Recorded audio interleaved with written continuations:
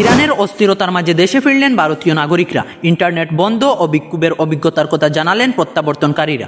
ইরানে ক্রমবর্ধমান অস্থির পরিস্থিতির মধ্যে সেখান থেকে দেশে ফিরতে শুরু করেছেন ভারতীয় নাগরিকরা।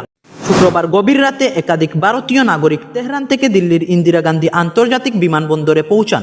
ভারত সরকার এবং তেহরানে অবস্থিত ভারতীয় দূতাবাসের জারি করা সতর্কবার্তার পরই তারা ইরান ত্যাগ করেন। বিদেশ মন্ত্রণালয় জানিয়েছে, ইরানের পরিস্থিতির উপর তারা ঘনিষ্ঠ নজর রাখছে এবং সেখানে অবস্থানরত ভারতীয় নাগরিকদের নিরাপত্তা ও কল্যাণ নিশ্চিত করতে প্রয়োজনীয় সব পদক্ষেপ নিতে তারা প্রতিশ্রুতিবদ্ধ। পরিস্থিতি খারাপ ছিল। ইরানের শেষ দিনের অভিজ্ঞতা। ফিরে আসা ভারতীয়রা জানান, গত কয়েক সপ্তাহে পরিস্থিতির দ্রুত অবনতি ঘটে।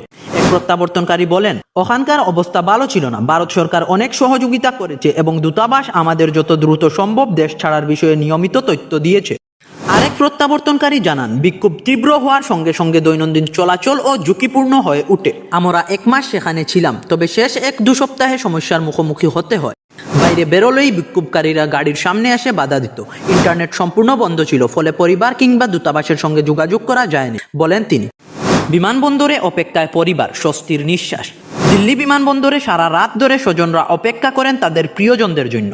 এক আত্মীয় বলেন, আমার স্ত্রীর খালা তীর্থযাত্রায় ইরান গিয়েছিলেন। কয়েকদিন যোগাযোগ না থাকায় আমরা খুব চিন্তায় ছিলাম। আজ তাকে নিরাপদে ফিরে পেয়ে আমরা খুব খুশি।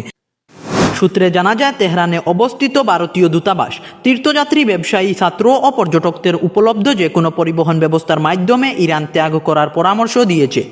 ধন্যবাদ ভিডিওটি সম্পূর্ণ দেখার জন্য। এরকম আরও ছোট ছোট কন্টেন্ট পেতে ফলো করুন আমাদের পেজ দিগন্ত টিভি। দিগন্ত টিভি, সংবাদ নয়, সচেতনতা।